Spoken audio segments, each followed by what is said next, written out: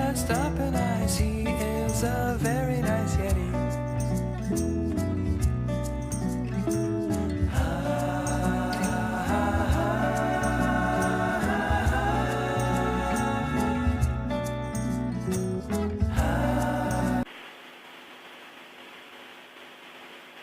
Die Konferenz wird jetzt aufgezeichnet. The conference is now being recorded. Good afternoon and welcome to Deutsche Telekom's conference call. At our customer's request, this conference will be recorded and uploaded to the internet. May I now hand you over to Mr. Hannes Wittig. Yes, thank you. Good afternoon, everyone, and welcome to our first quarter 2020 conference call. With me today are our CEO, Tim Höttges, and our CFO, Christian Illek. Tim will first go through his highlights of this quarter, followed by Christian, who will talk about the quarter's financials and provide a few deep dives. After this, we have time for Q&A. A bit less than usual, if you allow, because we have some urgent appointments afterwards. Before I hand over to Tim, please pay attention to our usual disclaimer, which you'll find in the presentation. And now it's my pleasure to hand over to Tim. Yeah, thank you, Hannes, and welcome everybody from my side. I want to talk about our strong Q1 results.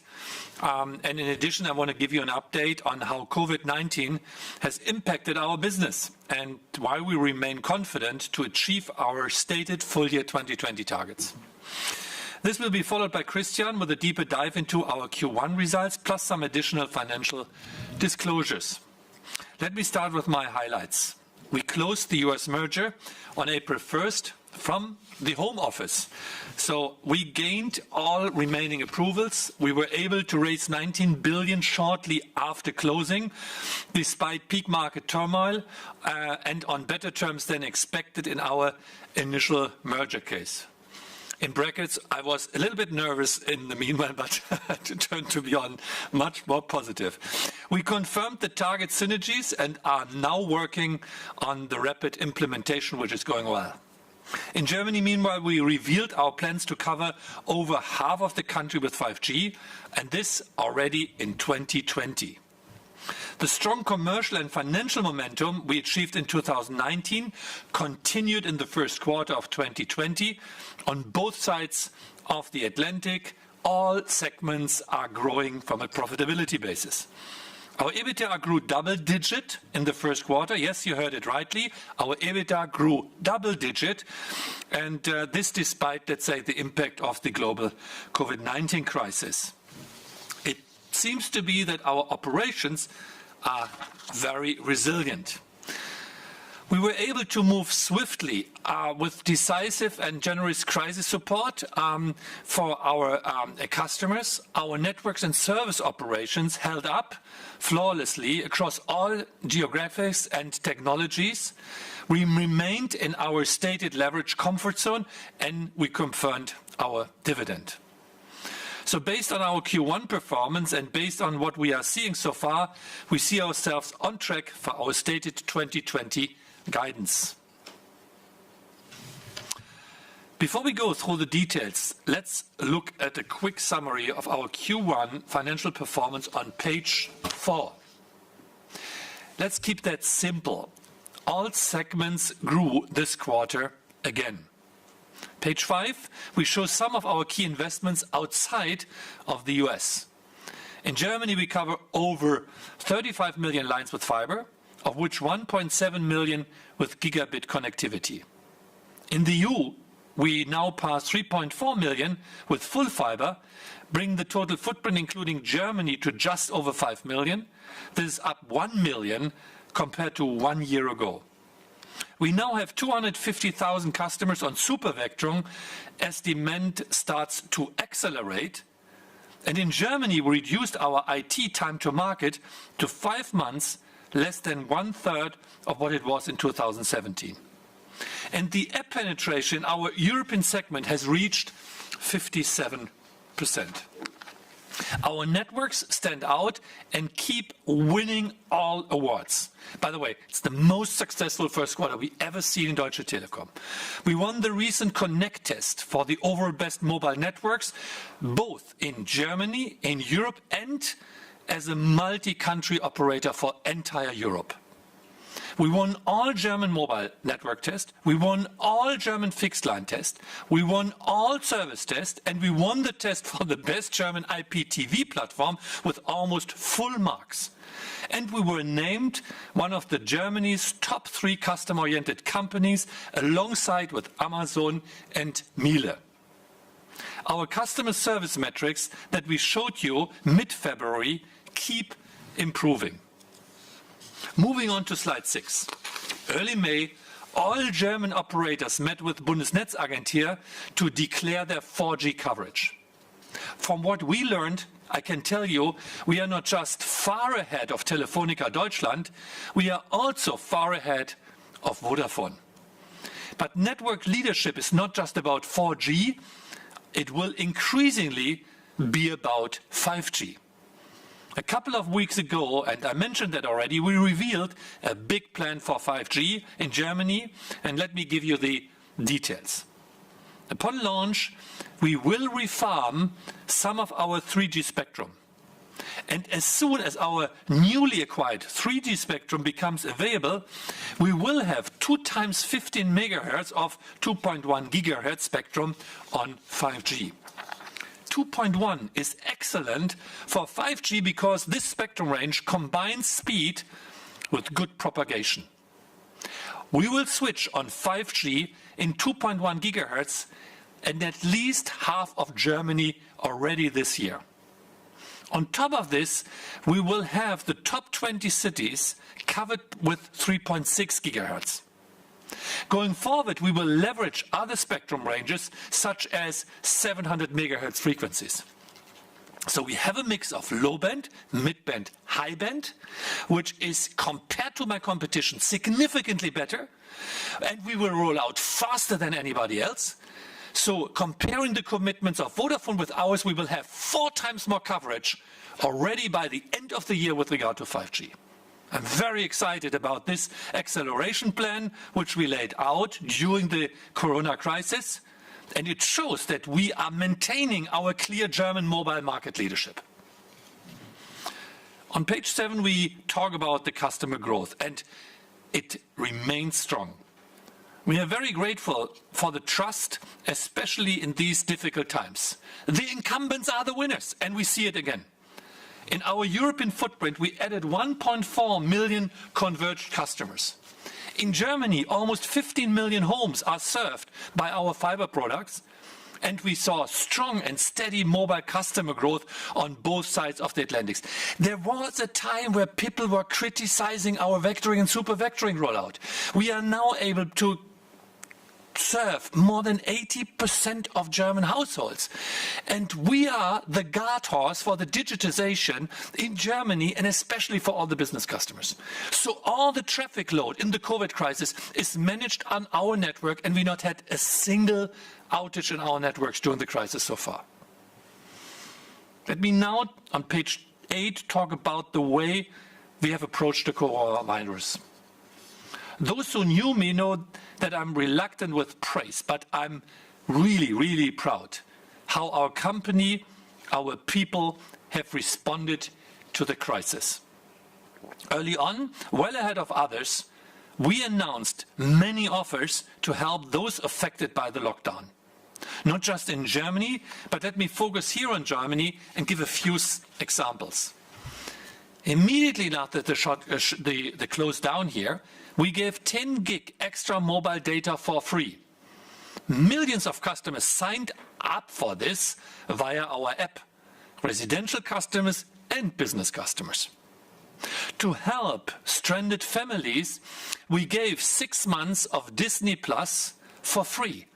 So far, we have more than 500,000 takers on this new proposition.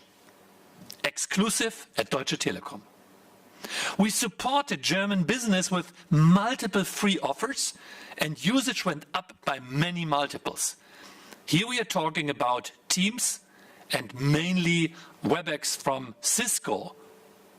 We gave WebEx to schools for free, and we had 40,000 takers. That enables 1 million pupils since the beginning of the crisis. And on request of the German government, we teamed up with SAP to develop a COVID-19 tracing app, so it shows the trust even the government has in us. So on, it's a really long list of things, and I can tell you we have proven that we are taking societal responsibility, and we won't stop for the upcoming months. On page 9, we show the impact of COVID-19 crisis on our operations. And again, we use Germany as an example. We kept the networks up and running. There were no disruptions, zero. As we speak, each minute, we enable around 70,000 WebEx or similar conferences on our fixed line infrastructure. Within 1 week, we enabled 16,000 service staff to work from home. Our field service had enough protective equipment and remained fully operational. Currently, we have 180,000 people at Deutsche Telekom working remote. All our service KPI were stable and some even better than before the crisis. Complaints, for instance, are down by a quarter. Our employee health ratio improves on a like-for-like basis. This is stunning. Take an example. In Germany, we have 6,000 people in the field operations, and we had a better health ratio than before COVID. And the same is true with the idle time and the handling of our service people who are working from home. The productivity increased by 8 percentage points. When it comes to distribution, as our shops were closed, we saw somewhat lower gross adds, but we also saw significantly lower churn than usual. I should say even lower. In any case, our digital channels and our inbound call centers picked up much of the slack. So in sum, overall, commercial performance was not hugely affected. As we speak, most of our shops are open to customers and are operating again.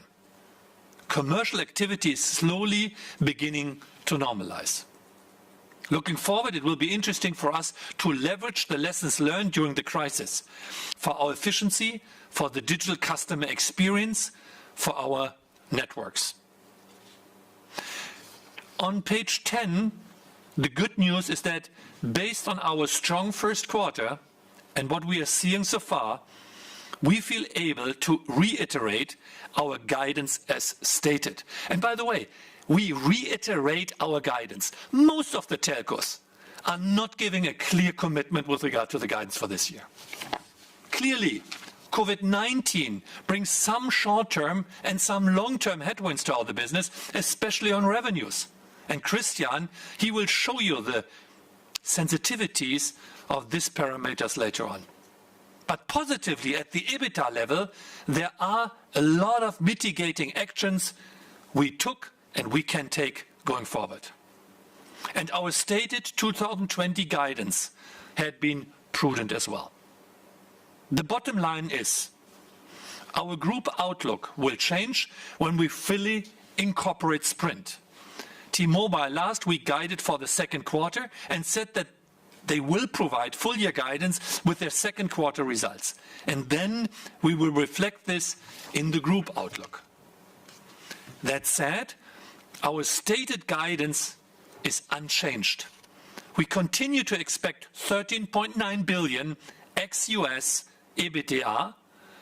This is of course not affected by the US merger. Without the merger, we would still expect free cash flow to grow from 7 billion to 8 billion this year, as stated. And again, we confirm our 60-cent 2019 dividend ahead of our virtual AGM in June. I think this is another very, very strong environment in these difficult COVID times. Let me now hand over to Christian for a number of further deep dives. Christian, over to you. Thanks, Tim, and welcome from my side. And let me start with the key financials on page 12. So reported revenues grew this quarter by 2.3%. Organically, that would have been 1.1%, and that compares to 2.8% growth in 2019. On an adjusted EBITDA after lease growth, as Tim stated, we grew double-digit with 10.2%. On an organic basis, that would have been 9%, and that compares to a 4.2% in the previous year. If we're just taking a look at our ex-US business, EBITDA grew by 3.8%. That compares to a 4.7% in 2019. That flips on an organic basis.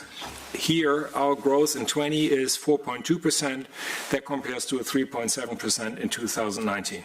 So I can say, as you're taking a look at the Q1 figures, we're tracking comfortably ahead of the Capital Markets Day guidance of 2 to 3% CAGR. The headline free cash flow, as Tim stated earlier, was down by 17% this quarter. And this is coming from a working capital drag, or more precisely, we've taken a conscious decision to reduce our factoring exposure in our T-Mobile ex-US footprint by 700 million. Adjusted earnings per share were up 8% this quarter, very similar to the run rate in 2019. And net debt, depending on which definition you take, grew either by 7.7%, this is the IFRS 16 definition, or in the old definition, 8.6%. Let me, before I'm going into the performance review of the segment performance, give you an overview to what extent we're impacted by the COVID-19 crisis and what are the areas to what are we exposed. And let me clear the visual first. So what you see in the left-hand column in the middle is basically the maximum exposure which we would have if everything which we planned would be taken away. Obviously, this will not happen. On the right-hand column, you see the impact which we have observed so far. So let me start with the retail roaming revenue. So on retail roaming, we roughly planned 350 million in revenues this year outside the US. And we had a fairly decent first quarter, so we didn't see a lot of impacts there other than the last 2 weeks. But throughout the months of April, we could see that the retail roaming revenues actually decreased by 80%, which, and this is something which speaks for the quality of the forecasting team, was anticipated by the team in that given months to a large extent. If you go into the handset revenues, that's obviously a large number. In the ex-US footprint, we're basically selling handsets worth 3.5 billion. As we have closed the shops, we have seen that those sales rates came down by 20%, and as we have reopened the shops again, we now have to take a look how this develops over time. ICT revenue, this is the total number which we're having here. What we're seeing right now is that, especially in the large project business, we're seeing quite a bit of project delays. This is also due to the fact that we have a lockdown and people cannot basically communicate in the same manner as they've done it before, or you're not allowed to enter customer premises. But bear in mind that 80% of the T-Systems revenue is contractually committed for the year 2020, and therefore we only have to work on the other 20%. There's an adverse, or let me put it differently, positive effect, which is coming from fixed call revenues. And this is out of bundle revenues, which we're talking about. Due to the fact that we have so many people in home office, we could see a significant increase in the revenues in these categories. And you can see the impact. We planned roughly 600 million in the European footprint. And in the months March and April, these revenues were up 33% or a third relative to what we planned for beforehand, before the crisis. Obviously, we have to take a look how this evolves over time, but this is, I would say, this is a corona benefit which we also have to acknowledge here. And on bad debt, you can see that our numbers historically have been quite low. In Germany, we're just planning with 0.6% of revenues, and the rest of the footprint, it's 1.4%. In total, that's around 300 million. So far, we have seen limited impact, but that is obviously an impact which will kick in later and is highly dependent on how large how long the crisis will endure, because the longer it will, obviously that impact will increase. But so far we don't see anything. As Tim said earlier on, so bottom line, we are negatively affected by the corona crisis, but we have mitigation measures in place. that we are still confident to basically keep the guidance at the 13.9 billion EBITDA for our operations outside the US. Let's move to the next chart, which is the EBITDA growth. And you can see basically the EBITDA growth on an organic basis in our footprint ex-US. And you see the growth rate in the US. I think both numbers speak for themselves. So I think it's a very nice development, and we're really happy with it.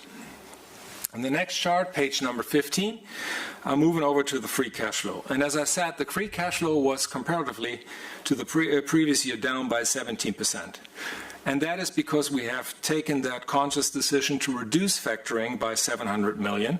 If you basically adjust for that impact, actually free cash flow would have been up by 400 million in that current quarter compared to the last year.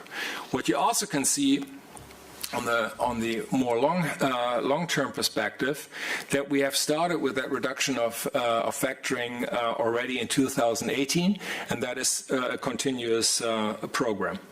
So everything is baked into the 8 billion free cash flow guidance, which we have given you on both sides of the Atlantic. But let me also take the opportunity to provide you a little bit a deeper dive into the ex-US free cash flow. At the Capital Markets Day in 2018, we quantified the ex-US free cash flow at 3.3 billion, and that was in 17. And we got an increase to around 4 billion in the year 2021. And I would say it is fair to say this is not reflected in the current consensus right now. Now, when you look at our consolidated free cash flow number from 2019 of 7 billion, and you take the T-Mobile US free cash flow out of the equation, then you would get us to a 3 billion free cash flow ex-US performance in the year 19. So, and now we're taking a look how this basically plays out in 20. In 20, we're basically planning to have 3.3 billion of free cash flow, but that includes, again, an acceleration of reducing our factoring exposure by 700 million. So in that respect, I would say we're on a very good track on reaching that 4 billion by 2021. And obviously, if we're going for that 4 billion run rate, as 220 indicates, we will not stop in 21 and provide you with a better figure if possible. Let's move over to leverage.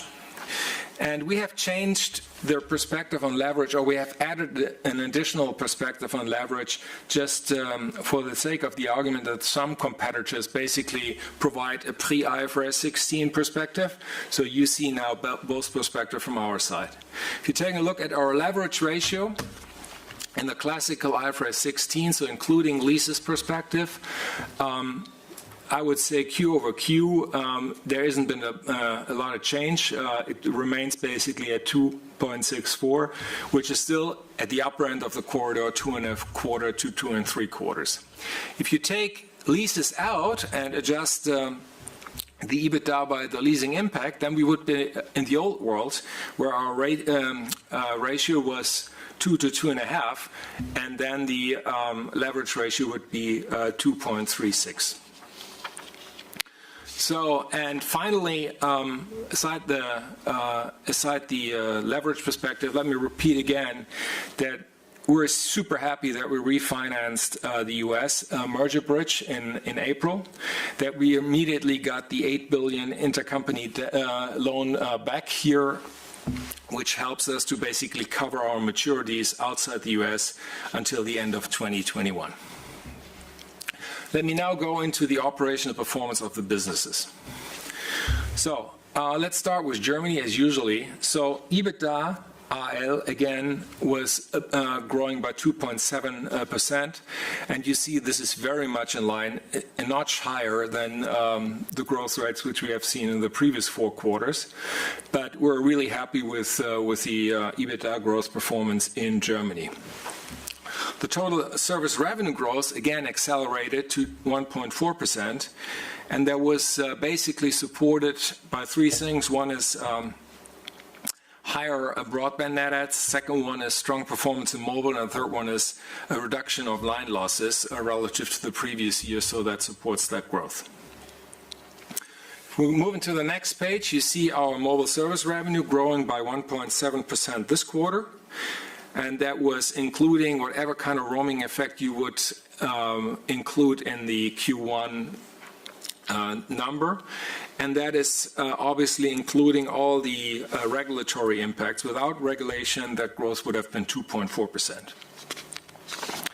Fixed revenues improved to a growth rate of 1.2%, and that compares to a basically flattish development in 2019, and it was very much driven by wholesale performance, but also by a very strong broadband and net add performance, which we have seen in Germany. If we go on to the next chart, you can see our commercial performance in mobile.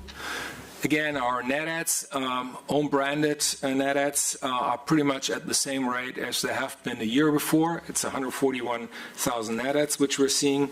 Magenta 1 is now covering 80% of mobile contracts.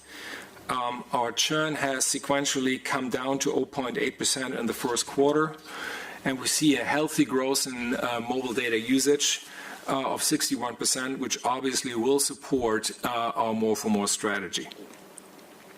And just to give you an additional information, we have now 3.3 million customers on Stream On, which is an increase of 8% since the start of the year. Moving over to the fixed performance, and let me start with the broadband net adds. So the broadband net adds in Q1 were 83,000. This is the best performance since 8 quarters, and that actually gives us a net add share in that given quarter of more than 40%, and you know this is our aspiration. We want to have a 40% net add share. There's actually 2 reasons for this. Obviously, one reason is the end of the mass market IP migration, and you can see that also on the line losses where I'm getting into, but also customers relying on the incumbent throughout the crisis, and that obviously helps in our performance. If we're taking a look at our line losses came down to negative 113,000, and that compares to a 211,000 the previous year. So as we said to you earlier, once we have finalized the ATM migration, you will see a significant lower line loss number, and we expect exactly that behavior will stay there for the remainder of the year. We added roughly 390,000 new fiber connections, of which more than 250,000 were coming from the retail part. The slowdown in wholesale, I think, is due to 2 effects. One is we have a slower geographic expansion, but we also can see that Vodafone is obviously moving customers from our network onto their network if there's an overlap. And we're happy with the TV net add growth, as you can see in Germany, was a plus 60,000. So, going to the financial figures, you can see that the fixed revenues grew by 0.5%. We're happy with the broadband growth. The revenue growth is at 4.3%. Also, wholesale was supporting and is in line with their midterm guidance. So overall, we're really happy with the development of the fixed line business. But bear in mind, I told you there's one, I would say, COVID-induced impact, which is out of bundle revenues, which obviously supports that result as well. Moving over to the US. And I think the US have given their results already to you, so probably most of you are totally aware of this. A stunning EBITDA growth of 14.5%. And that was obviously supported by a very strong service revenue growth of 5.9% and has been adjusted for merger costs and corona-related special factors. These were 117 million. But even if you exclude those 2 impacts, EBITDA would have been ahead of consensus. What we can see in the US is obviously that the net add number has come down significantly. This is due to the closure of their shops. The revenues, and that's on the next page, remain generally stable. And also in the US, a very, very strong network performance. On spectrum, we acquired about 700 megahertz nationwide millimeter wave spectrum, which gets us to a total of now well above 1,000 megahertz of millimeter spectrum. So now we have a very nice position, which is low band, mid band, and millimeter wave, and we're super happy with that position. And of course, we closed the Sprint merger as of April the 1st. Now the team is really working full steam ahead, and I think the U.S. team has given you a positive outlook on the merger synergies. And at the end of the day, you can see the immediate impact of the merger right now, because T-Mobile has basically added roaming capabilities to Sprint customers, and they're supporting those customers now on their network. We have actually signed a 3-year spectrum lease agreement with Columbia Capital, and we started to light up 2.5 gigahertz spectrum on the T-Mobile network in many markets, including New York. So, and what helps, obviously, is that 80% of the Sprint customers do have a headset which can be supported by the T-Mobile network. So we're really confident and optimistic on the development of the U.S. So let's move over to the preliminary performance, and I keep this short because Braxton has basically reported this to you. So that would have been pro forma 2019 figures, and the combined entity would have 71 billion in revenues, roughly 24 billion in adjusted EBITDA, and 81 billion in net debt, of which 20 billion is coming from operating leases. But please, it's important that you treat those figures as indicative, and we will give you more precise numbers at the end once we have closed Q2 and communicated those results. Moving over to Europe. Results in Europe, again, very good. We're really happy with the development of the segment. Revenues were up 0.4%, EBITDA IL 1.9 on an organic basis. Revenue grew by 2% and EBITDA by 3.4%. This is coming from a weakness in some of the Eastern European currencies. And remember that we have deconsolidated Albania out of the equation. So if you're taking a longer perspective on the development of the European segment, they have now shown an EBITDA growth in 9 consecutive quarters. So, and the growth is, which I really like, is coming from 2 angles. It's coming from service revenue, but also continuous cost reduction. And I think that is the most stable way on how you can drive EBITDA performance up. Taking a look at the customer numbers, contract net adds mobile up 110, broadband net adds up 50, FMC net adds up 240, but we have now more than 50% of all households in the European footprint enjoying a convergence offering from our company. So, and the TV net adds are pretty much in line with the previous quarter, and they're being dragged by Romania performance. T-Systems. I think on T-Systems, we're making progress on the transformation. You can see that we're seeing on a last 12 months basis an increase in the order entry of 3.4%. Revenues are generally flat year over year, but we're seeing an improvement of the EBITDA performance, and that is largely due to the cost transformation. As we have informed you already, we're transferring the telecommunications piece of the T-Systems portfolio into the German segment. This is planned to be finalized by the mid of 2020, and we're confident that we're going to deliver on those, and we're seeing some very, I would say, positive signs, especially on the public cloud growth, as you can see, which grew by 28% in the first quarter. Group development, very strong performance both in revenue growth and EBITDA growth. Revenues up 3.8%, adjusted EBITDA up to 5.5%.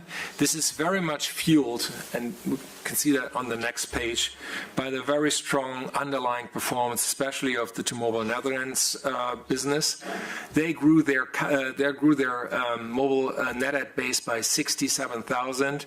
Mobile service revenues on an organic basis grew by 5.5%, and we still have a healthy broadband business, so that gets you all up to a growth rate of almost 11% on a year by basis. So, GD Towers, I think the the story continues. We have added 1,800 sites, physical sites in the last year. We're continuing to grow our recurring rental revenues. We're trying to move down the cost in order to drive EBITDA. So all up, I think we're really happy with the tower business, how it evolves. Although we're seeing right now in the COVID environment that the anticipated 2,000 sites, which we wanted to build in Germany, are a bit too optimistic because we are being delayed by regulatory delays, and therefore we have to review that number, what's going to be the final outlook. So let me close out on page 31 on the free cash flow. So here you see the bridge. So the free cash flow, obviously, we have a negative impact coming from cash flow from operations, which is negative 500 million. But bear in mind, there's a 700 million reduction of factoring being included. Overall, our interest costs have increased by 1.5 billion. That includes the repayment of the zero bond of 1.6, and this is why you see that number is being taken out of that bridge. We have slightly lower capex in the footprint that basically attributes to the US and also to Germany. And we have some other effects which basically gives us the number of 1.3 billion. As I said earlier on, if you take in the factoring out of the equation, that free cash flow after leases would have been in the vicinity of $2 billion this year. So therefore, as I said, we're confident it's been baked in our 8 billion guidance, and we're confident that we're getting there, as we said for this year. So on net debt, you basically see the IFRS cash flow effect, which is 2.3 billion. That is prior to the repayments of lease liabilities. They account for roughly $1 billion.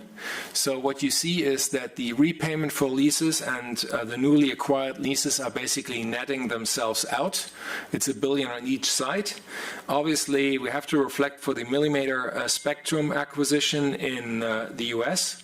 We had, I would say, two non-operational effects, I would call them. The US has basically secured, prior to their refinancing, 9.6 billion. They have secured the interest-free interest rate. And we basically signed up for a forward payer swap that has moved in a different direction, especially from Q4 into Q1 this year. So that basically puts a burden of 1 billion on us. And there's a free cash flow effect. And there's also a negative effect coming from the embedded derivatives out of the T-Mobile US loans, which accounts for roughly 400 million. So I would say I leave it where we are right now, where we're talking about the leverage ratios, which are still in the corridor, which is 2.6, and I open it up for questions. Thank you, Christian, and thank you, Tim. And now we can start with the Q&A part. As always, if you'd like to ask a question, please press *1 on your touch-tone phone. I will announce your name when it's your turn to ask a question. Should you require to cancel your question, please press *2. You can also send us questions via webcast. And I would like to ask you maybe restrict yourself to 2 questions maximum today in the interest of time. So I start with Akhil at JP Morgan. Hi, good afternoon. Thanks for taking the questions. I've got 2. So the first is just on COVID and the, I guess, bigger picture around how this could and is impacting the business. Tim, you mentioned at the beginning that COVID has been highlighting the critical role companies are playing. You've highlighted the strong demand that you're seeing on your network. I guess I'm just keen to understand how you're thinking about how this could develop and evolve the relationship you have with regulators and politicians. Obviously, it's been a big talking point for you over recent quarters. Keen to see whether you think this can and will evolve that thinking. And then the second thing on the ex-US free cash flow, obviously very helpful to get that data today. In the slide that you've presented, if I understood it correctly, you're showing that you've generated a relatively similar sort of 3 billion between 2017 and 2019 per annum. If we add back the factoring impact. Obviously this year there's quite a big step up to 4 billion extra factoring, which is obviously what the target rate is for 2021. Can you just help us better understand what the moving parts are there to give us that sort of acceleration, just to help us better understand and think about what the trajectory might be going forward? Thanks a lot. Okay, thank you. Look, let me highlight this COVID situation. And the first moment, and we should not say that, but we saw that as an opportunity to reposition our business, especially in the political environment and in society. And therefore, we immediately, after 1 or 1.5 weeks, we launched this big initiatives around WebEx for free, about Disney Plus for free, about the 10 gig for every customer. So we said, we make your life easier with digitization with our networks during that crisis. On top of that, we had initiatives like 10,000 smartphones for the closed elderly houses and elderly homes. So to keep these people in contact with their spouses. So, and this was highly regarded, well regarded in society here in Germany. In my office, and I haven't, started with that yet, but in my office I have a list of all the appreciations and thank yous which we have got from politicians, from the industries, from big customers. Some of them really had trouble because they were not prepared for the crisis. They had not sufficient VPN services. They didn't have, the WebEx tools intact and the like. And our organization was unbelievable fast in the way of delivering. You can rightly question why this is not the normal time to market in normal times, but it is interesting to see how a society and companies are working when there is a big societal purpose to be handled. Now, I can tell you, just saw another, ratio around the DAX companies, and there were people asked about what they think about the service orientation of the companies. And Deutsche Telekom moved up by 14 places in that crisis. So I think there is something, some credit, capital we build up on this one. Now, to be honest, today I would not, praise any regulator or any politicians. Our critics, our criticizers are very, very quiet. They're not showing up, but they are there, and we know that. There's people who always know things better, and they're only looking, for their political selfish interest, or they look for lower consumer prices. They're still alive, but they're very, very quiet these days in our markets. So we haven't seen a big change in the political landscape. I think, I will use this new normal to address the relevance of infrastructure and the need of this superior infrastructure networks, because we know one thing, the new normal is not going to be the old situation. It's going to be totally different. We expect significantly more home workers, so we need new products and skills for home workers. We will see more relevance for network infrastructure. I think Deutsche Telekom has proven how reliable our networks were. I always, stress the issue of how much money was invested in the past, and that is now proving the right thing. We had no need for extra capacities. Our networks were never in any region at the limit of its capacities. So I think it's a great start. Our political leaders are on another topic. I had very intense discussion with Thierry Breton, for instance, which were very encouraging, because he understands the industry and he understands the language of what our problems and challenges are. I get a lot of, let's say, positive feedback from Berlin, but nevertheless, let's see whether they're taking actions afterwards. This acceleration law is on its way. The IT security law is on its way. It's getting approved soon with regard to the vendors we are using for our 5G build-out. So there are decisions coming soon, but I would say the sentiment is much better, but action hasn't been taken.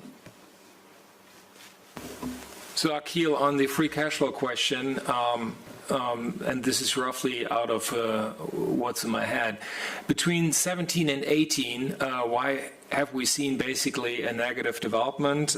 Remember, we didn't have the same growth in EBITDA as we have seen it in 19. And secondly, remember in 18 we had peak CapEx.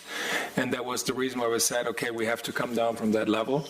From 18 to 19, I think we're seeing a stronger EBITDA growth.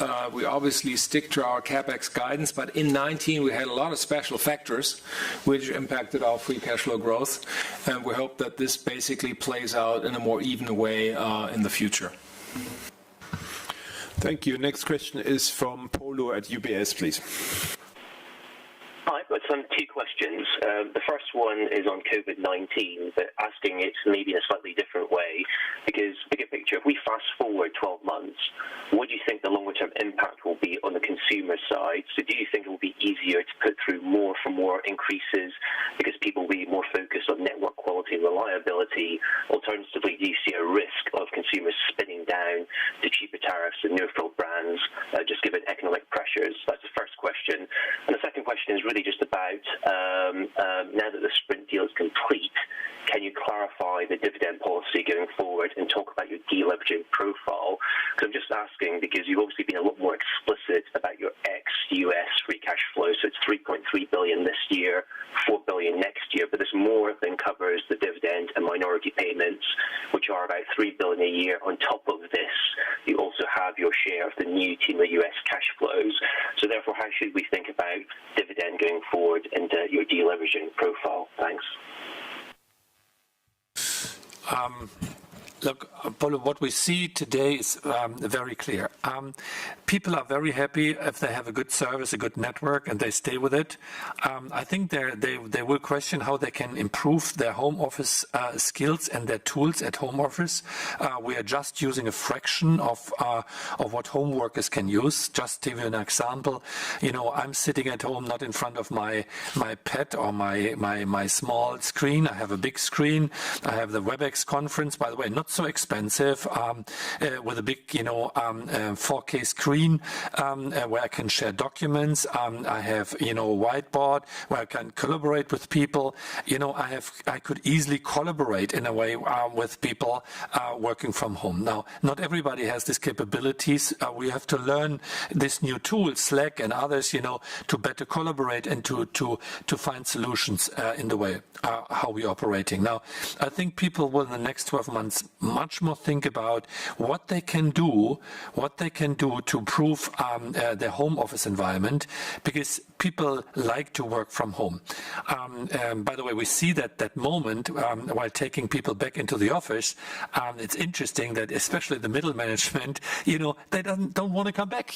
There is a lot of people who like the situation which they are. No commuting, more productive time, maybe even, sharing a bit more of their private life. So this is something which is coming, and we will build products around this, because Deutsche Telekom is perfectly positioned for that one. We have the supermarket share on B2B. More than 50% of the traffic is on our network, which worked nicely. We have hardware and software components on our hand, which we can easily use, and we have the skills which we use internally as well. The second question is with regard to the B2C side. On the B2C side, what we see is the strength of brands. And by the way, we have always had that. It's nothing new. In this crisis, the strong brand with a clear proposition, and in our case, service proposition behind, is what matters. And I'm very happy that Magenta and Deutsche Telekom is perceived, in most of the markets, number one position. And that's what we see. We have almost no churn. We get great customer feedback, and that helps us a lot. And therefore, I don't believe there might be attacks here and there that people think with lower prices they can just, convince customers to move. But I can tell you this is not affecting us long term, because this is a fraction of the market. The biggest part is on reliability, affordability, and the image of a brand. And the most important part for that one is superior network. That's our total conviction of before the crisis, and that matters right now. Do you want to sit at your home and having a home office where you have constantly a network problem? Yeah, no way. You know, I saw a lot of, let's say, incumbents, other players who had big network issues during the crisis. We didn't, and I can tell you this is we see it already. This is something in the customer satisfaction which will significantly help us to move up. A committed service force vault. I know incumbents here or players in Europe who had in the first weeks 25% sickness rate from their field forces. In our case, due to the commitment to the brand, the people had a higher health rate, so lower sickness rate since the beginning of COVID. It's less than, it's 1%, 1.5%. It's unbelievable. Now, this is the German civil servant. The moment, you know, he gets a societal task, he moves like a machine. I'm sorry to make that joke, but there's some truth in it. But this is working nicely. So my answer is, honestly, this is a big opportunity for us. I see that, I don't see that, you know, there's time for slashing prices. I think there's time for better quality of infrastructure. We are better positioned in this one. I just mentioned the European drive test where we became #1 in Europe with a big distance to the others. And therefore this is, and the brand and our Magenta brand is very strong these days. So I think we are well positioned for growth in these areas. And fixed line sees a recovery on top of that in the B2B sector, which gives us opportunity as well. Polo, Christian here, although you asked the question only on consumer, but let me flash in another point of view when it comes to B2B and public sector. I think that crisis is an eye-opening event for them, that they have to rely way more on digitization infrastructure than they have in the past. And that applies to B2B customers, and we can see that also how many customers basically subscribe to new video services, but also when it comes, for example, to public sector investments, i.e. digitization of schools. I think our schools here in Germany are not equipped in the way how they have to be if you want to go to a remote schooling system, and that obviously offers a lot of opportunity.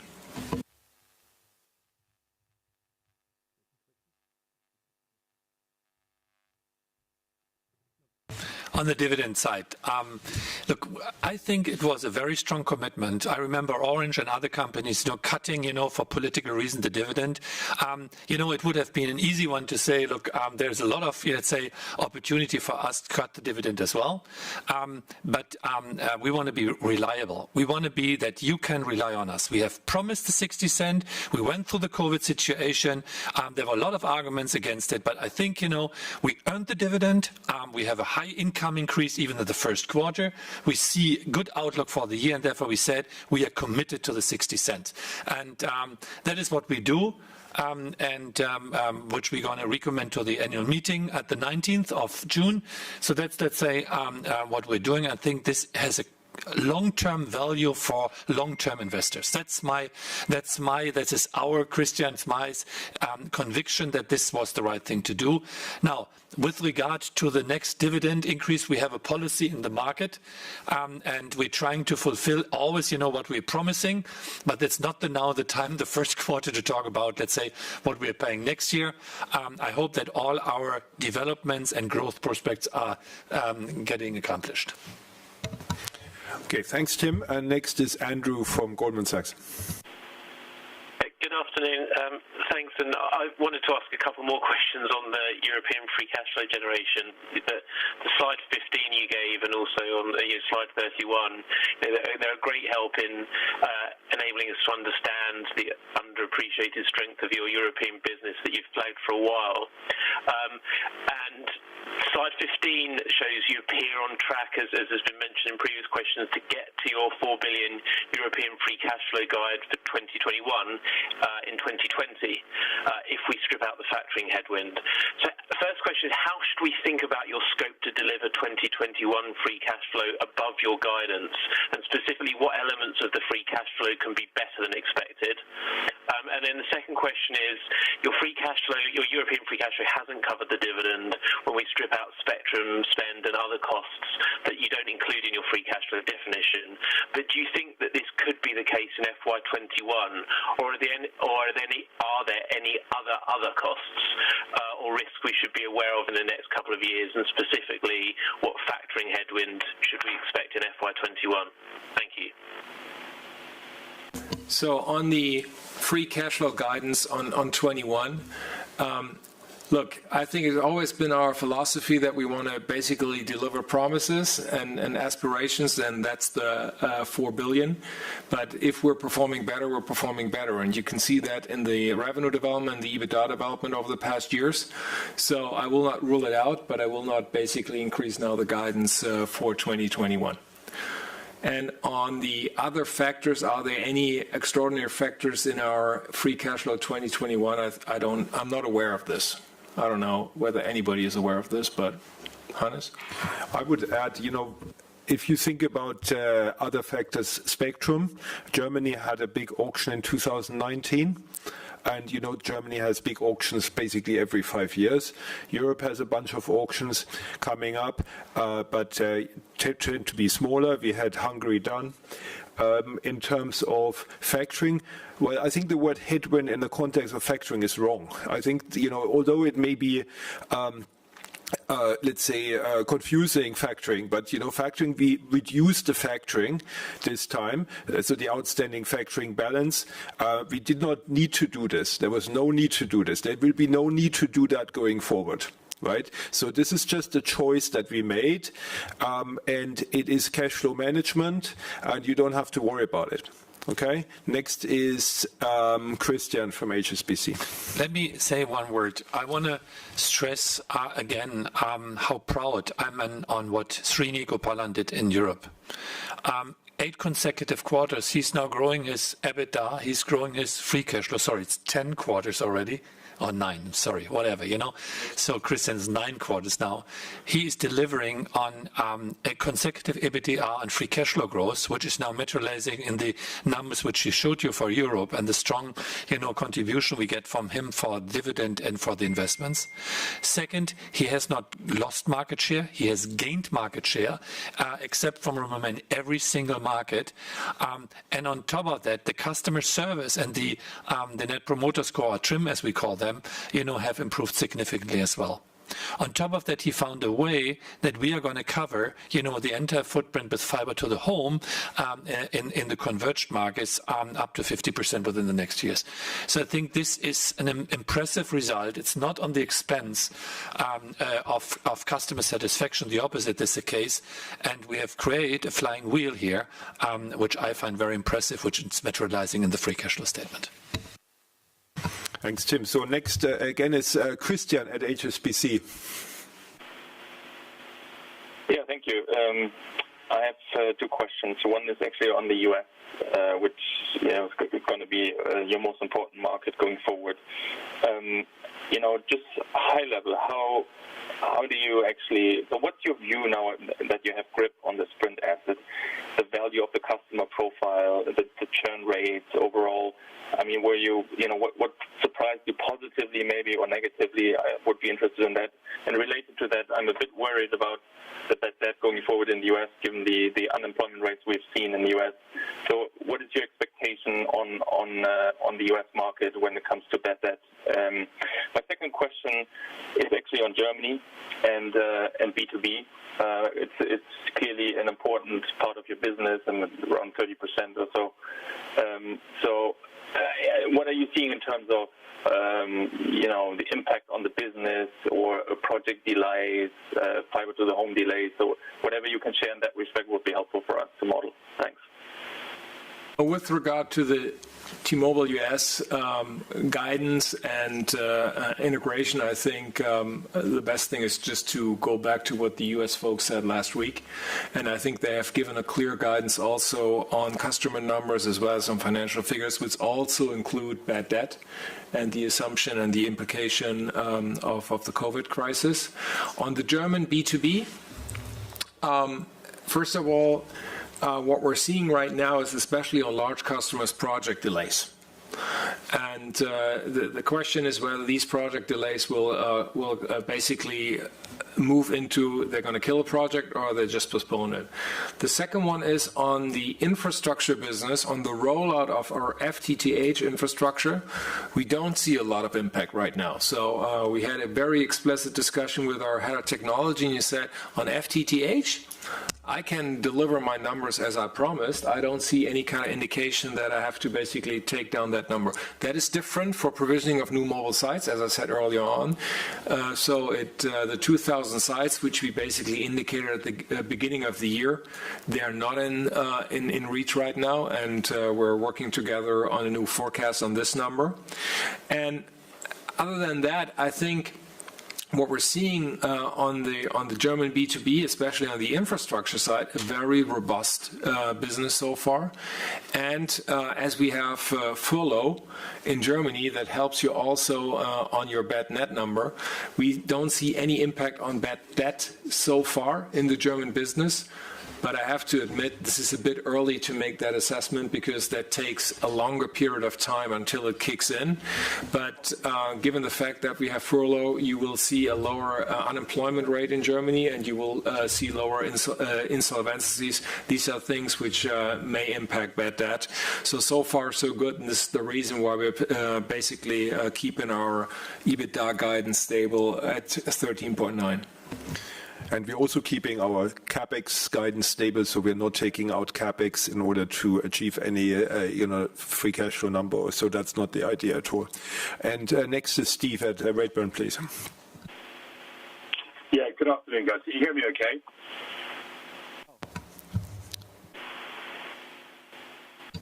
Yes, we hear you well. Right, a couple of questions. One is on 5G. Sorry to hear your comments on sort of speed of coverage rollout. Can you help us just understand what proportion of your contract mobile base is on sort of the high usage LTE tariffs at the moment that might be interested in a 5G offer? And what's your plan around this? Are you hoping to take market share from Vodafone and Telefónica at the high end through this accelerated rollout? Is it more about defending the existing base? And then second, a question on the pension, which is slightly boring, but I noticed your pension provision went up by €1 billion in the quarter. Obviously, you put the BT stake in there. That's fallen quite a long way. You've just lost a couple of €100 million of dividend. How worried should we be that more of your cash will get consumed by the pension going forward, given those movements? Thank you. Look, first thing is, I said it, I think, last time already in our quarter results. We are very confident about our network leadership on 5G in Germany. And this is, due to the spectrum position which we are holding. This is due to the sites advantage which we have in our country. And especially as well with the speed and the commitment our organization has these days with regard to the rollout. Big advantage. We are now refarming and deploying 2.1, which helps us a lot from the propagation of the network. So we are not only covering the cities, we are where we are anyhow, but we have even a good coverage around the country where we are strong. And the second one in the cities with 3.6, we are going to be able to increase the speed significantly. Now, I'm not giving all the details about the rollout because, this is a quarter results and this is not a market launch. But I promise you we will give you more detail in summer around this thing here. A detailed plan about pricing, about handsets, about rollout, and about the cities where we are. What we know is that we have 4 times more coverage of German citizens than Vodafone, who is our biggest follower in the German market. Now, this gives us confidence from a speed and from a spectrum position to be there. When it comes to the acceptance of this new product, who's better positioned for the early adopters than Deutsche Telekom? Tell me one other player in Germany. There is none. Because the B2B basis is by far with a big advantage at Deutsche Telekom. All the big corporates, all the big Mittelständler with Deutsche Telekom. We have a super advantage here on our market share. And when it comes to the high valuable customers, due to the early start with the iPhone, which we had for 2 years or more, even longer on an exclusivity basis, we have this high value customer base in our things. 35% of all our customers are on M tariffs and 15% are on the L tariffs. So these are the ones who will probably immediately, where the early movers are sitting. So I think, we have a good upselling opportunity within our base. That's definitely the case. And we hope we get early adopters from, who are not with us as well in this regard. So I'm confident that our existing base is the right thing to address this new opportunity. So on the pension funding, so our coverage in the pension fund is roughly 50%. So we're well funded, and there's no risk to be expected. On the other side, obviously, we're not happy with the performance of BT, which basically came down by 1 billion. I think Ströer, which is also in the pension fund, recovers to a certain degree in the pension fund and the other assets as well. And obviously, we're also dependent on the IFRS interest rate in the pension fund. But we have a well enough funding from a coverage ratio in the pension funding. However, one has to acknowledge that obviously the dividend decision which BT has taken obviously impacts us on future cash flows on these 12%. Okay, thank you, Christian. And, that's in the context of the 4 billion, but that we reiterated today. So, Fred at Bank of America, please. Hi, good afternoon, team. A couple of questions on my side. So, firstly, on Huawei. So you mentioned some clarification coming from in June. Can you update us on what's going on in Germany? Is there any political pressure post the current crisis to restricting your potential user of Huawei? And if you can give us a bit of sensitivity and potential risk, if there were to be restrictions. And then secondly, I think you comment on Germany and on the fixed strategy. You comment from February where I think that you were not losing sleep over Vodafone pushing harder, gigabit speed, etc. So, and you were also talking about requiring some regulatory clarity before pushing a bit faster on fiber. So if you can update us on your thinking right now. You mentioned BT. I mean, they followed now others in pushing harder on fiber. At the same time, Q1, you had been very solid net adds.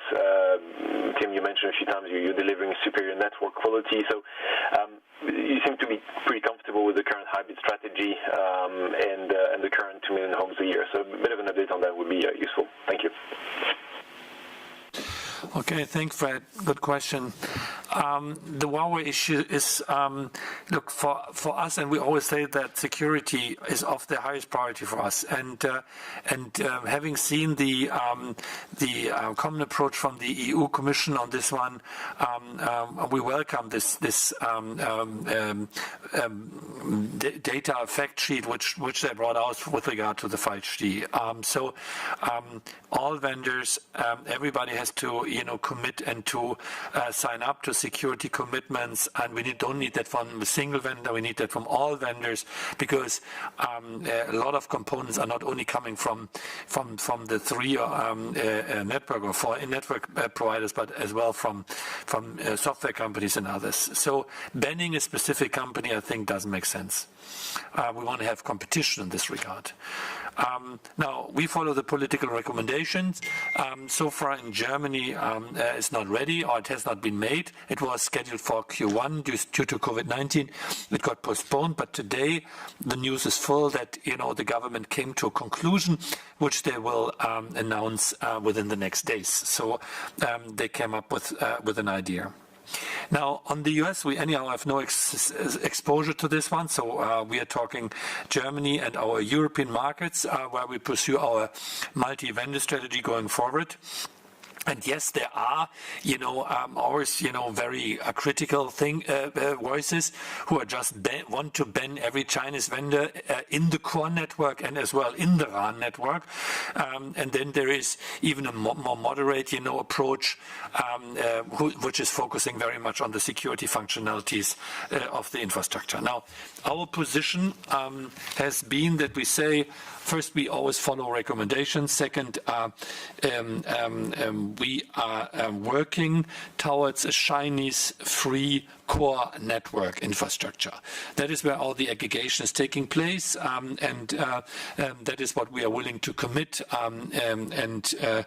This is the for us the most relevant thing. The second one, what we are doing is we are highly lobbying for an open RAN approach, because we believe Open RAN, the software which is giving us the opportunity to combine any kind of access nodes in the infrastructure with all the different bands which we are using from the spectrum position, is the way going forward. It makes us commercially and as well from a security perspective more independent. This is something which we are highly lobbying and which we are committing to. So having a legal enforcement on this one, we will heavily support. And I think this approach, including a very balanced multi-vendor strategy, is the way going forward. And recent discussions in Berlin show me that this is very much in line what they are going to ratify within the next days. So I do not see an additional political risk or any kind of this for us, but let's see. Now, coming to the German fixed strategy and coming where we are on this one. No, first, I'm getting not tired on telling everybody, wasn't this a super smart idea from Hannes to say, let's go for vectoring and super vectoring? I remember he was, once talking me for hours on this one when I wanted to go into fiber. And then, I hired him and I put all the money behind vectoring and super vectoring. Now we are covering more than 80% of the households with bandwidth up to 250 megabit per second. And this was the backbone for the COVID-19 crisis, and which made Germany workable throughout this difficult times. Fantastic. I think, it couldn't have worked better out. But this rollout is coming to an end and money is free. And you know that we have to push harder on full fiber, so fiber to the home. I do not go into every detail, but there are areas where we can regain market share. From cable. There are areas where we should now only build the newest technologies. And there are areas in the B2B sector, which are in the school or education and governmental area, where we are deploying fiber now with an accelerated momentum. Yes, we are up to 2 million. This requires, we call it the fiber factory, so a highly productive BSS and OSS system, a totally new built environment in our IT and in the delivery. This is up and running. I'm very encouraged about what's there. And so now it's time to roll up and to improve our FTTH rollout. I'm not, where BT or other companies are at that point. I don't want to commit long-term numbers. Let's now see how we are finding the right spots where we are making the right profitability and take-up rates with customers. Let's scale up productivity in this regard and then move forward in the German environment. That's our approach. And there's money sufficiently available to get up to this 2 million run rate. And from an operational point of view, let me add just one observation. I think many of you were concerned as Vodafone introduced their 1 gigabit offer at 40 euros here in Germany, that this may be a start of a new price war or that they're taking massive share from us. I think the quarter one has proven that this is not true. I think our net add share is higher than Vodafone's net add share. And I think it's also a good explanation that competition is more than just speed. It's reliability of a network, it's the service quality which you're providing, and it's overall the brand. I think there are many components playing into this, and it's not only just about speed. Thanks, Christian. Next is Jacob at Credit Suisse. Hi, good afternoon. Thanks for taking the question. I'll keep it to one question. You kindly provided quite a lot of detail, particularly on the revenue side of the impact of COVID-19. I was wondering if you could maybe just expand a little bit more on some of the things you've seen on the cost side, so maybe a little bit more color on what's happened with your commercial costs over that period, maybe some commentary around your outbound, how big the impact was from lower outbound roaming. So just any color around that would be quite useful. Thank you. So I'm struggling a bit with a question because we don't want to give you too much detail. Obviously, what we're saying is the COVID impact is negative on us, and you can see it in our list. And we have mitigation measures in place, which basically makes us confident to keep the guidance. On the roaming costs, I think there are two elements on roaming. I can answer that question specifically. There's obviously the wholesale side, and there's the retail side, where we're talking about the scope of the retail side. On the wholesale side, basically the net revenue position which we're having is almost zero. So we're basically balancing visitor roaming and roaming costs out, and that was proven in Q1, that's proven in the last months, and this is how we want to run the business. And obviously on the project delays, there's also CapEx associated and cost of goods sold associated with this, but I think it's all baked into our guidance number of 13.9. And I don't want to go now into a component level and explain what is going to be kind of every cost element, which we can also save on top. But listen, maybe some more flavor. On the roaming side, we are not talking about the roaming in Europe, because this is part of the tariffs and the data volumes anyhow. So the interesting part of the roaming impact which we are seeing is coming from outside of the roaming here in Europe. So more the amount of travel which is going outside of this territory. Now the question is, this is something which is hopefully coming back then by the end of the year. When it comes to the handset revenues, I think there's significantly less more handsets, both on volumes and on price, which is helping us. But the lower churn from a profitability is even better for us on this regard.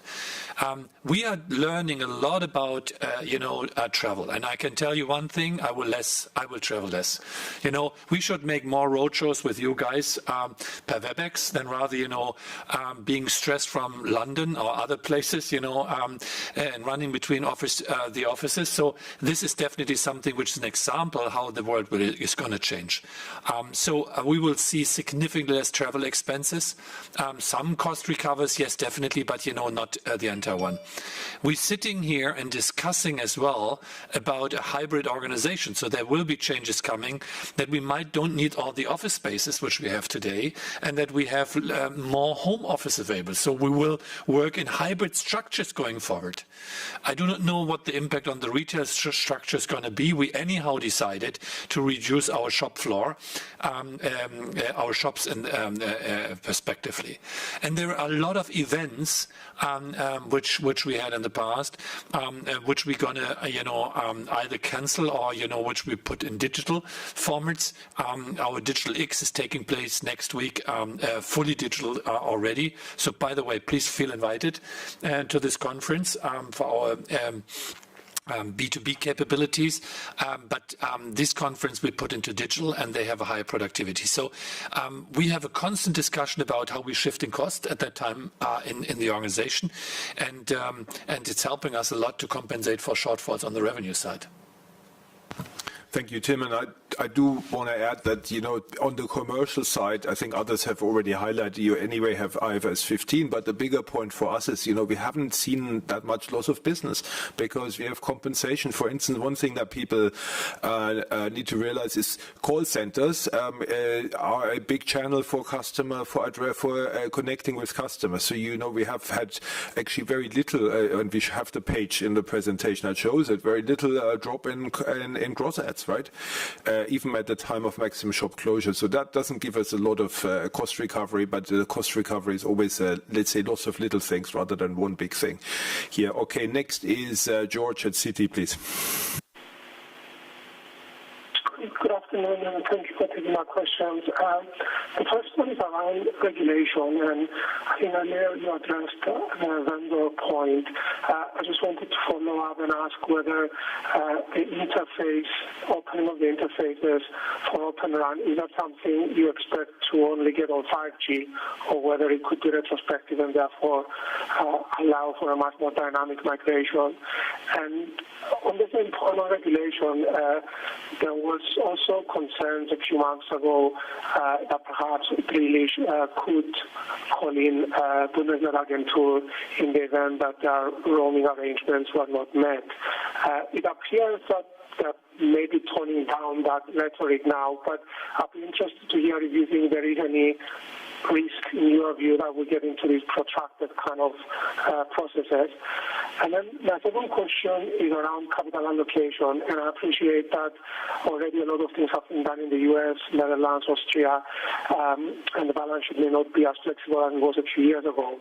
But I just wanted to ask a question based on your framework on returns on capital employed, whether you see opportunities, whether it's just German fiber or whether there are other opportunities where you think you can create value. Thank you. Look, on Open RAN, the good thing is that there were two initiatives,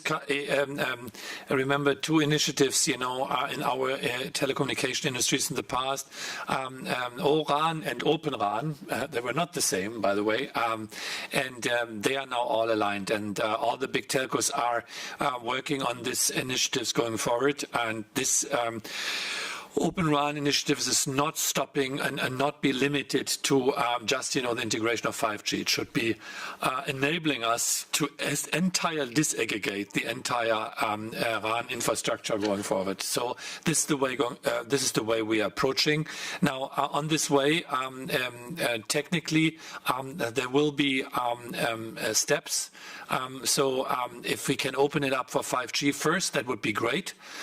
That's the first milestone which we need, and then going forward, I think for all bearers, this is the way how we are addressing it. Now, there will be anyhow a total different way of how the infrastructure is going to be designed in the future.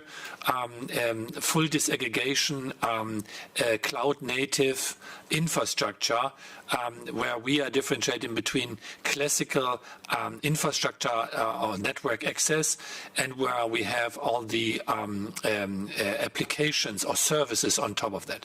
So, and they will be always software based and cloud based. So this is, let's say, the way how we are reshaping the networks as an industry, not only Deutsche Telekom, and we need this open interfaces. We need this kind of open source APIs to manage the vendors in a new way. That is what we are driving. That's what we are pushing strategically. What we do anyhow, and getting regulatory support on this one to become independent from single vendors. I think this is highly appreciated. On the regulation. Let me try to give an answer, and it's based on a part of this. If it's related to national roaming, obviously we're in good faith talks with 1&1, as prescribed in the German auction obligation. You will hopefully understand that we don't disclose the current status of the talks. We always said that in principle, we're open for third-party business at reasonable commercial terms, but what we don't like is free riding. And I think that is that's the cornerstone of that current discussion. And again, as we said, also prior to the 5G auction, there is no legal obligation to provide national roaming. And this is still the status. There is only an obligation to consult and to negotiate in good faith. Look, I think with regard to the capital allocation, there are always, the capital allocation and portfolio management is always part of our story. It has been and it will be. Now, and opportunities in German fiber, look, I think it's not a capital or a money issue, which we have. It's not a funding issue. It is more a commercial situation and a regulatory situation where we feel challenged. Germany with their build-out obligations, gold-plated networks, 120 meter deep in the ground, all the construction and planning requirements, approval phases, plus the labor force. On top of that, the construction cost. Then the question about the layer 4 infrastructure cost in the houses, who is taking care of that one. Then the regulatory environment of wholesale access for everybody. This is very much and big time challenging the commercial logic of this fiber rollout. And we have to learn how we make this a profitable one. And there is no need to rush into something stupid. We take the opportunities which we see in the market, and it's not a money issue. It is more the question about finding the right keys to unleash the value in the services. Unleashing elsewhere more value, I think yes. Look, openly we know that we have this Dutch situation where we always thought, it might be a potential IPO. We're sitting on the best tower portfolio in Europe, which there's nothing new which we can comment on today, but we are totally aware about this market and the business which we have here in hand. So there are still opportunities in our portfolio which gives us ways to unleash value beyond the operations. Thanks, Tim. And the broad outline is, of course, what we showed in the Capital Markets Day 2018, and including the capital allocation that was provided there in 2018. James at New Street next, please.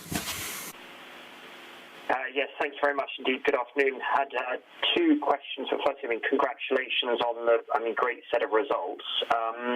Wanted to actually follow up on that capital allocation question with a specific point. SoftBank have talked about a $41 billion asset disposal program. Clearly some of their shares in T-Mobile could well be part of that. Do you feel you have the balance sheet strength at the moment to be able to buy additional shares in T-Mobile if they wish to sell to you?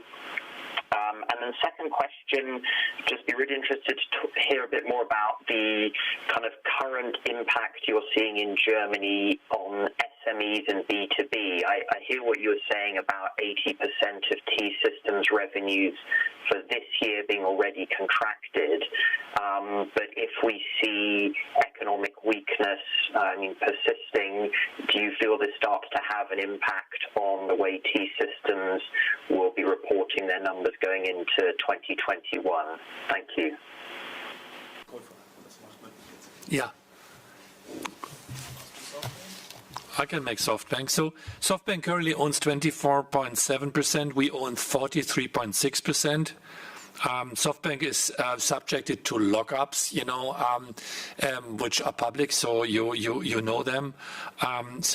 There are different phases. The first year they cannot sell any shares, then 5% in the year 2 and 10% in year 3, and then the remainder. So we are a TMUS committed shareholder. We have control of this company. We have a guaranteed control of this company of 67%. So it's a great business to have, big attractive opportunities going forward. So we believe into the stock. But now going beyond that and speculating about, let's say, whether this stock coming to the market or, this is the deal which we have just been made, and therefore I cannot speculate on anything around this M&A talks. On the B2B side, James, especially when it comes to bad debt. Just to explain the difference in Germany, I think we have this furlough system where you basically support people that they're not going into unemployment. And we also have a lot of state-aided help, especially for small companies. So that is quite different to many other countries, so that we don't expect these amount of insolvencies which you may see in other markets. Simply right now, we don't see anything. But as I said earlier on the bad debt, it is just too early to make a clear prediction, because we basically went through one paying cycle, and now we have to see whether there's kind of a degradation in numbers. What the business segments are basically reporting back to us is very limited increase. But what we have done is we have run some stress tests and said, okay, what if it takes 3 times that duration? What if the impact is going to be bigger? So this is something at least which is in our equation, but right now we don't see anything, and that is in Germany different relative, for example, in the US. Thanks, Christian. Tim, we take 3 more questions now. We start with Emmett at Morgan Stanley, please. Yes, Hannes, thank you very much for taking my question. Just in the interest of time, I'll just keep it to one question. Tim, just a big picture question for you, please, about fixed line. I remember when you were CFO under René 10 years ago, you used to say you saw no reason why the fixed line business couldn't be a grower into perpetuity, and that's where we are now. And when you look at the COVID crisis, it feels like many of the applications, much of the data volume growth, the demand is coming through from fixed line in particular. So you see the e-schooling, you see the work from home, the entertainment in the evening. It all seems to be quite fixed line centric. And then as you look at your line losses, these have slowed hugely now. If I rewind the clock 10 years ago, line losses were running about 300,000 or 400,000 lines a quarter. Now it's 100,000 lines. Can you say a little bit about what you think maybe the long-term impact of this crisis is on your fixed line business, and maybe whether we've reached a final turning point and that fixed line revenue growth could actually become quite a bit more positive than it has been? So you gave the answer in your question already. So look, what I see is, I see a very strong development on fixed line. I see that business customers really appreciate the service which we are offering. They need us. I see that, most of the services which we're having are on great VPNs and secure already, and we can now expand significantly in this area into the mid-sized companies in Germany and in other areas across the globe with new technology, new software. So we are working with Microsoft and some others, and Cisco on some new propositions we're going to bring to the market very soon. So yes, I see the prospects. Look, the issue on the consumer side is, if you would ask me, what do you believe more today, a fixed mobile substitution, so cord cutting from mobile, or a renaissance of the fixed line infrastructure? I would make my bet on the renaissance of the fixed line side, and that's what I see for the future. The only thing is, every market gets what he deserves and what he's asking for. And I think we have solved the issue around our European markets. I think the question about how do we improve the rollout of the German FTTH rollout prospectively, that's an open question, which I'm debating heavily. I can tell you one answer: cable is not the answer. That's for sure, because that's the shared medium. I think it's anyhow a fake news that they call it a gigabit network. It's not. I just saw the very important Connect net test, and it was mentioned in the net test that they said better to have a reliable 250 megabit of Deutsche Telekom than a lost promise on 1 gig from Vodafone. And therefore, I think there is a way of higher bandwidth which we can provide with FTTH. but it has to take place in an environment where it's worth investing. And we will not invest in something which is not paying off. Great. Next is Simon at Barclays, please. Hi, thanks for taking the question. It's just back to factoring. I guess we've seen a lot of peers actually increase the use of factoring, so I'm just wondering why you've decided to reduce it this year, last year, and the year before. And I guess linked to that as well, if we look at free cash flow before reducing factoring, it actually covered the previous dividend, so I'm just wondering if you have any thoughts on that. Thank you. So on the...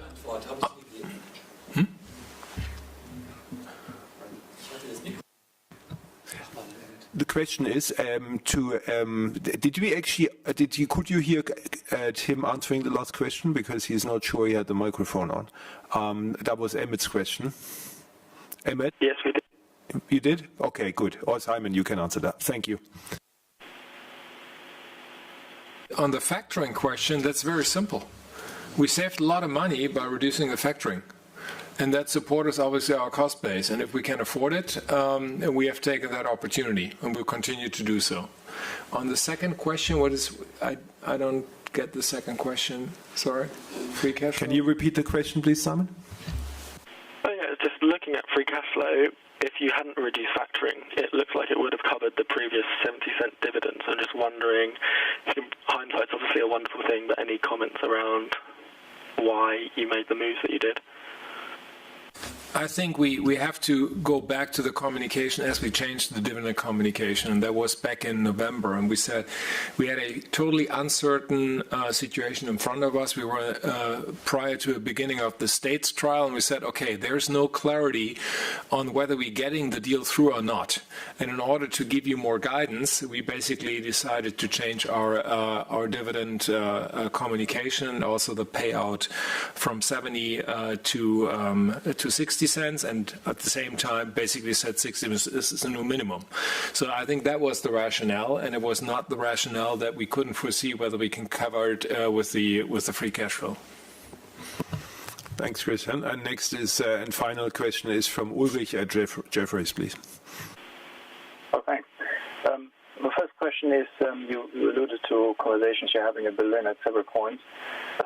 What is your current expectation on the Telekom Act in terms of timing, but also on the three key issues, if you have views on that, on the limitations to contract length, on the service cost privilege, the Nebenkostenprivileg, and the service provider obligation? Do you have strong views on what will be in there? My second question is, you talked about the shops and the impact. Now you almost have a laboratory experiment so seeing the impact of closed shops on the business. Handset sales down 80%. Would this change your plans that you talked about in January of closing a fifth of the German shops? I think you were talking about closing 100 shops. Is the learnings from the lockdown? Does that mean you might have to scale it back or accelerate it, or how do you look at that? Thank you.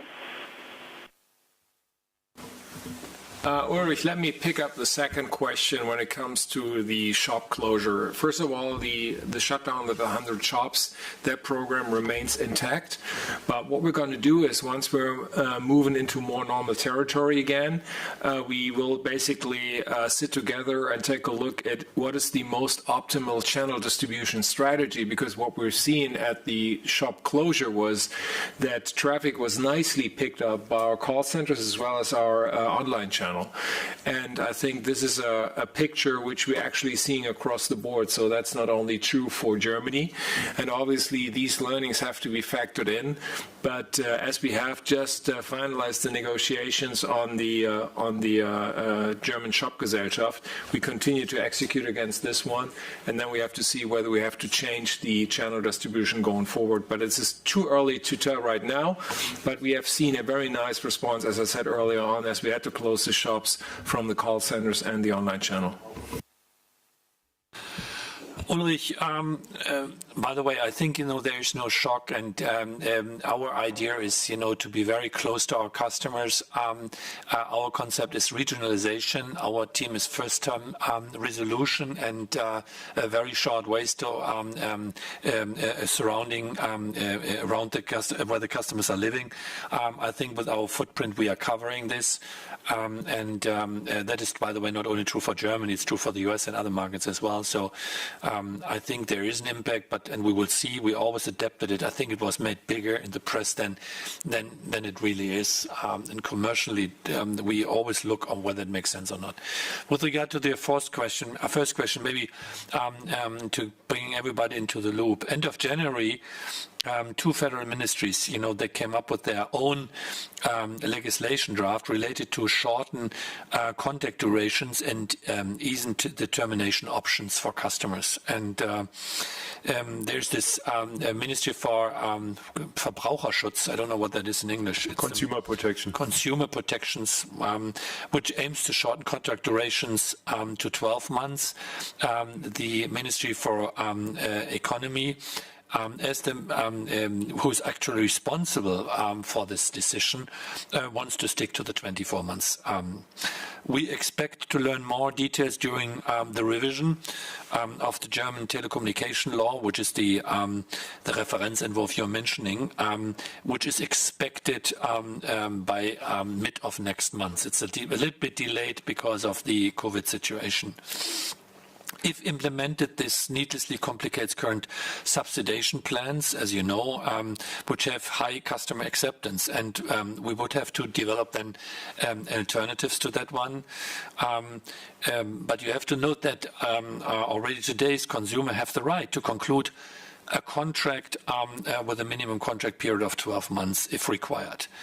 So I think the EU code, which is required for this as well, explicitly allows the conclusion of long-term installment contracts with end users for the construction of physical infrastructure. So therefore, we have the capability of doing so.